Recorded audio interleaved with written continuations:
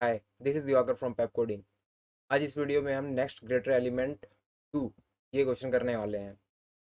तो इसका एक बहुत ही स्ट्रॉन्ग प्रीरिक्विजिट है next greater element on right. तो अगर आपने उसे नहीं किया है तो उस क्वेश्चन को पहले सॉल्व कर लीजिए ताकि आपको यहाँ का लॉजिक ज़्यादा बेटर वे पे समझ आए। ठीक है, इस क्वेश्चन पे देखते हैं। इस क्वेश्चन पे एक्चुअली आपको करना क्या है, आपको एक सर्कुलर एरे मिला हुआ है। ठीक है, एक्चुअल में अलग से कोई एरे सर्कुलर नहीं है, उसी एरे को मुझे सर्कुलर एरे की तरह ट्रीट करना है। राइट, और उस पे मुझे नेक्स्ट ग्रेटर एलिमेंट फाइंड करने का काम करना है। ठीक है, तो एक टेस्ट केस के लिए पहले देखते हैं और फिर सॉल्यूशन पे देखेंगे उसे करना कैसे है। ठीक है, तो एक टेस्ट केस मैंने यहाँ पे लिख रखा है 38412। इस पे देखते हैं करना क्या है। सर्कुलर बिहेवियर का मतलब है कि जो आखिरी बंदा है इसका, उसके बाद अगला एलिमेंट ज़रूरत एलिमेंट को ट्रीट करेंगे। मतलब इसके बाद भी एक बंदा आता है जो ज़रूरत इंडेक्स पे जो बंदा है, पहला बंदा, उसे हमें ट्रीट करना है कि वो आखिरी वाले के बाद आ रहा है। ठीक है, तो देखते हैं इसमें नेक्स्ट ग्रेटर एलिमेंट हम कैसे फाइंड करते हैं। 3 के लिए जो नेक्स्ट ग्रेटर एलिमेंट है वो तो 8 है। राइट, ये हो जाएगा 8। 8 के लिए जो अगला ग्रेटर एलिमेंट है वो ढूंढने के लिए मुझे पहले 4 को चेक करना होगा, वो बड़ा नहीं है। फिर 1 को चेक करेंगे, वो भी बड़ा नहीं है। 2 भी बड़ा नहीं है। इसके बाद मैं अगेन ज़रूरत ज़रूरत एलिमेंट पे आ जाऊंगा। ठीक है, अब मैं चेक करता हूँ 3 के लिए। तो 3 भी ग्रेटर एलिमेंट नहीं था। जब मुझे कोई भी ग्रेटर एलिमेंट नहीं मिलता किसी पर्टिकुलर नंबर के लिए, तो उसका ग्रेटर एलिमेंट हो जाता है -1। ऐसे फ्लैग की तरह यूज होता है वो। ठीक है, तो ये हो जाएगा -1। ठीक है, 4 के लिए देखते हैं। 4 का जो नेक्स्ट ग्रेटर एलिमेंट है पहले चेक करेंगे। 1 1 नहीं था। 2 भी ग्रेटर एलिमेंट नहीं है। अगेन पहले वाले पे आ जाओ। 3 ग्रेटर एलिमेंट नहीं है। 8 ग्रेटर एलिमेंट है। राइट, तो जो पहला बंदा था 8, मुझे जो 4 से बड़ा मिला वो था 8। इसका आंसर होगा 8। अगेन अगले बंदे के लिए 1 के लिए चेक करते हैं। इसका बड़ा एलिमेंट तो आगे ही रखा हुआ है, इससे बड़ा एलिमेंट 2 है। और 2 से बड़ा एलिमेंट इसके आगे रखा हुआ है जो ज़ीरोथ इंडेक्स पे है। राइट, तो ये हो गया 3। ये आपको काम करना है। इस क्वेश्चन का पूरा पूरा यही मतलब है। आपको आगे ग्रेटर एलिमेंट ढूंढते जाना है। जब आखिरी एलिमेंट रीच हो जाए तो दोबारा से काम ज़ीरोथ वाले पे शिफ्ट करना है। राइट, देखते हैं अब इसे सॉल्व कैसे करना है। ठीक है, एक बार के लिए इस नंबर इन नंबर्स के बारे में भूल जाओ, अलग से देखते हैं।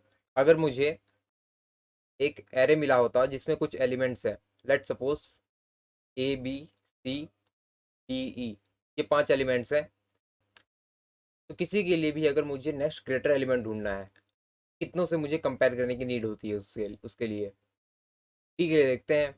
अगर मुझे डी का नेक्स्ट ग्रेटर एलिमेंट चाहिए था तो मैं सबसे पहले ई पे चेक करता, फिर ए पे चेक करता, बी को चेक करता, सी को चेक करता। राइट, इसके बाद क्योंकि सी के बाद भी ये बंदा आता है डी, लेकिन इसके बाद चेक करने की रिक्वायरमेंट नहीं है। क्यों नहीं है? ये सेम खुद एलिमेंट है। राइट, सेम एलिमेंट तो होगा नहीं आंसर।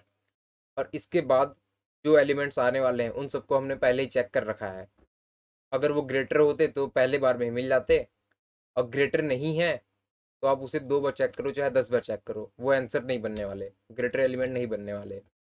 राइट, तो बेसिकली मुझे सभी एलिमेंट्स को एक एक बार एट मैक्स चेक करने की नीड होती है, सेल्फ खुद एलिमेंट को छोड़ के।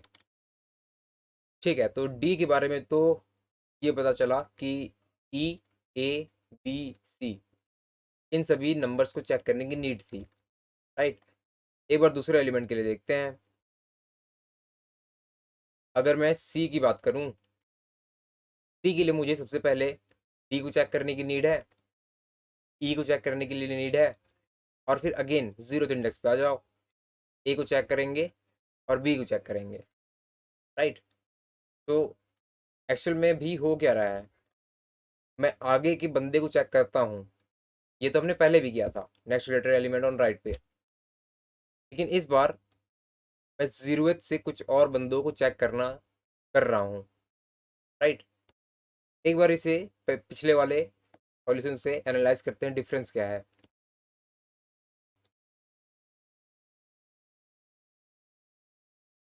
जब हमने next greater element on right सीखा था करना, उसमें हम लास्ट एलिमेंट से शुरू करते थे काम और जीरोथ एलिमेंट की तरफ मूव करते थे, राइट। तो इस पे जब मुझे बी के लिए आंसर निकालना था, उस टाइम एरे सर्कुलर नहीं था, आपको सिर्फ इन 3 बंदों की नीड होती थी, इन्हें चेक करने की नीड होती थी। और उस समय हमारा जो डायरेक्शन था लूप का, वो ये मेक श्योर करता था कि बी को देखने से पहले, बी का आंसर निकालने से पहले आपने बाकी के उसके डिपेंडेंसीज को पहले से ही विजिट कर रखा है, राइट। इस बार यही प्रॉब्लम क्रिएट होता है। इस बार देखो प्रॉब्लम क्यों क्रिएट हो रहा है। जब मैं बी के बारे में बात करता हूँ, आपने यहाँ से स्टार्ट किया होता और इस तरफ मूव करके यहाँ पर सी पे आ गए होते, राइट। आपने सिर्फ 2 ही नंबर्स को देखा, डी को और ई को देखा। बाकी की जो प्री रिक्विजिट है इसके, जहाँ पे आंसर हो सकता है इसका, उसे आपने देखा ही नहीं है, ठीक है। तो इस बार इस प्रॉब्लम को सॉल्व कैसे करेंगे, वेल बहुत आसान है ये। जब बात करते हैं कि एफ के लिए मुझे चाहिए, एफ बेसिकली पहले बार प्रोसेस होता है, यहाँ से स्टार्ट करके पीछे मूव करते हैं जीरो इंडेक्स की तरफ। जब एफ का मुझे आंसर निकालना है, तो मुझे A B C D E इन सभी को देखने की जरूरत थी, राइट। तो मैं क्या करने वाला हूँ, एफ को प्रोसेस करने से पहले ही, राइट, एफ को प्रोसेस करने से पहले ही मैं इन सभी नंबर्स को एक बारी देख लूंगा। अलग से ये काम हम अपने मेन लॉजिक से अलग से ही कर लेंगे, ठीक है। एक बार इसे देखते हैं दोबारा से। इस टेस्ट केस पे मैं बोलता हूँ कि अभी मैंने एक स्टैक बनाया। मैं अगेन आपको याद दिलाना चाहूँगा, स्टैक पे जब हम प्रोसेस करते थे तो 3 स्टेप्स होता था उसका। सबसे पहला था पॉप करने का काम, फिर आंसर बनाने का काम होता था, और आखिरी में पुश करने का काम, राइट। 3 काम करते थे हम। जब टू आखिरी बंदे का, इसका जब मुझे आंसर क्रिएट करना है, तो मुझे इससे पहले वाले सभी एलिमेंट्स को एक एक बारी देखना है, राइट। तो मैं क्या करने वाला हूँ, इन सभी नंबर्स को एक बारी अभी प्रोसेस कर लूँगा। मतलब सबसे पहले 1 का काम करते हैं, 1 को पुश कर दिया इसमें। इसके बारी 4 काम करते हैं, 4 में अगेन 3 काम होंगे, पॉप, आंसर और पुश। पहले काम करते हैं पॉप का। तो जो ट्रैक के टॉप पे है 1, वो 4 से छोटा है, राइट। तो इसे मैं पॉप कर दूंगा। अभी के लिए काट देते हैं, ये हो गया पॉप। अब इसके बाद आंसर बनाने का काम। वेल अभी हम आंसर नहीं बना रहे, ये हमने यहाँ पे देखा था, राइट। अभी हम आंसर बना ही नहीं रहे हैं, अभी हम सिर्फ इन बंदों को देखने का काम कर रहे हैं। आंसर अगले स्टेप पे बनाएंगे। तो अगले ये वाले स्टेप को आप अभी स्किप कर सकते हो। तीसरा स्टेप होता पुश करने का। तो 4 को मैंने स्टैक पे डाल दिया। अब अगला बंदा 8, अगेन पॉप करेंगे पहले। 4 जो है वो 8 से छोटा है, इसे मैंने पॉप कर दिया और फिर 8 को पुश कर दिया, राइट। अब अगला बंदा आया 3, 3 को भी पहला काम करेंगे पॉप करने का। 8 जो है वो उससे छोटा नहीं है, छोटे नंबर्स को और इक्वल नंबर्स को हम पॉप करते हैं। 8 जो है उससे बड़ा है, ये पॉप नहीं होगा। दूसरा काम आता है पुश करने का।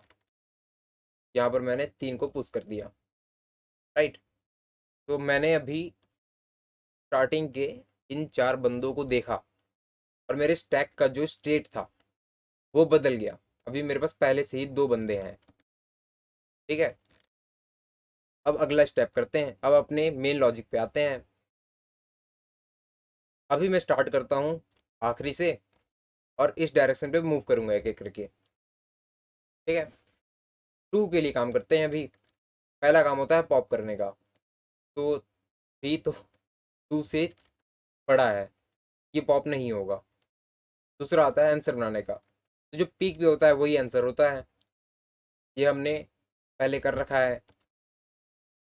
यहाँ पर इसका आंसर बन गया 3, और फिर 2 को मैंने यहाँ पे पुश कर दिया। राइट, अब अगले बंदे को देखते हैं 1। सबसे पहले काम पुश, पॉप करने का। 2 जो है इससे छोटा नहीं है, इससे बड़ा है, तो ये पॉप नहीं होगा। दूसरा काम आंसर बनाओ, तो यहाँ पर का आंसर बन जाएगा 2। राइट, अब करना है इसे पुश। इस 1 को स्टैक पे डाल दिया मैंने। अब अगेन अगला बंदा 4। 4 से ये 1 जो है वो छोटा है, इस बारी इस बारी ये पॉप होगा। ठीक है, 1 को मैंने पॉप किया, 2 है वो भी छोटा है, ये भी पॉप हो जाएगा। 3 भी छोटा था। ठीक है, तो ये तीनों बंदे पॉप हो गए। अब दूसरा काम करते हैं आंसर बनाने का। तो यहाँ पर आ गया 8।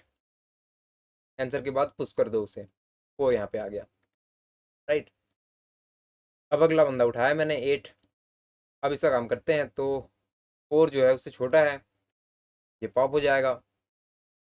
8 भी जो है वो उससे छोटा है या फिर उससे बराबर है। राइट, बराबर वाले को भी मैंने पॉप कर दिया, और ये दोनों तो पहले ही हट चुके थे। सभी एलिमेंट्स खाली हो चुके हैं, और ये सच भी है, सही भी है। 8 से बड़ा पूरे पूरे एरे पे कोई नहीं है। राइट, जब स्टैक एम्प्टी होता है, मतलब उससे बड़ा कोई भी एलिमेंट जब नहीं मिला, तो वो होता है -1। राइट, अब इस पे पहले मैंने 8 को पुट कर दिया दोबारा से। दोबारा अगला नंबर देखते हैं 3। पॉप तो नहीं होगा कोई भी। आंसर बनाएंगे, आंसर हो जाएगा 8, जो स्टैक के पीक पे पड़ा हुआ है। राइट, इसके बाद आखिरी काम है 3 को पुश कर देने का। तो यहाँ पे आ गया 3। ठीक है, अब देखते हैं ये मेरा एल्गोरिथम सही से वर्क कर रहा है या नहीं कर रहा। तो 3 का जो ग्रेटर एलिमेंट है वो एक्चुअल में 8 है, और मेरा जो आंसर है वो भी 8 बता रहा है। ये वाला तो करेक्ट था। 8 का जो ग्रेटर एलिमेंट है पूरे पूरे एरे पे कोई नहीं है। ठीक है, तो ये भी -1 सही है बिल्कुल, कोई इससे बड़ा एलिमेंट नहीं मिला। 4 से बड़ा एलिमेंट 1 नहीं है, 2 भी नहीं है, 3 भी नहीं है, 8। 4 से जो बड़ा एलिमेंट है वो 8 है। राइट, ये वाला करेक्ट है। अब 1 को देखते हैं। 1 से बड़ा एलिमेंट 2 वहीं पे रखा हुआ है, करेक्ट आंसर है ये। और 2 से बड़ा एलिमेंट इसका नेक्स्ट एलिमेंट मतलब 3, ये भी करेक्ट है। राइट, ठीक है, तो ये एल्गो परफेक्टली वर्क कर रहा है ऐसा लगता है। तो कोड में इसे लिखते हैं इस एल्गो को, और सबमिट करके देखते हैं सही वर्क करता है या नहीं ये।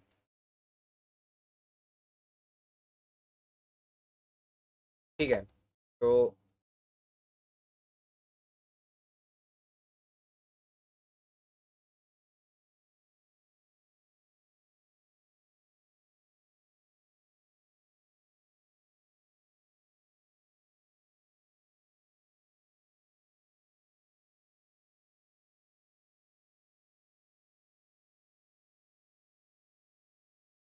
ठीक है, एक बार के लिए मैं फिर से बोर्ड पे ले जाता हूँ आपको। यहाँ पर कुछ स्टेप्स हम लिख लेते हैं जो हमें करना है। पहले एलिमेंट को प्रोसेस करने से पहले मुझे उससे पहले के सभी एलिमेंट्स को देखने की नीड होती थी। राइट, इन एलिमेंट्स को प्रोसेस करने के लिए मैं लूप लगाऊंगा n-2 से 0 तक, और यहाँ पर दो ऑपरेशंस होंगे, एक होगा पॉप और एक होगा पुश। ठीक है, ये काम करने के बाद मैं अपना एक्चुअल आंसर बनाने का काम शुरू कर सकता हूँ। उसके लिए मुझे एक और लूप लगाना होगा, n-1 से 0 तक जाएंगे। राइट, और इस बार पॉप करने के बाद आंसर बनाना है, और फिर पुश, इस बार तीनों तीनों स्टेप होंगे। राइट, ये दो काम लिखते हैं अब कोड में।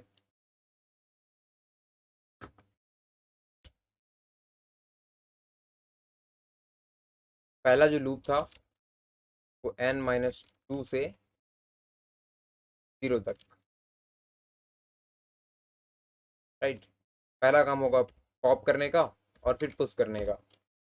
तो जब तक स्टैक पे कोई बंदा है और स्टैक का जो पीक है वो छोटा है या बराबर है करंट एलिमेंट के नम्स ऑफ आई से, इस कंडीशन में उसे पॉप कर दो, ठीक है। और फिर करंट एलिमेंट को पुश कर दो। ये दो स्टेप होते थे करने के लिए इसे।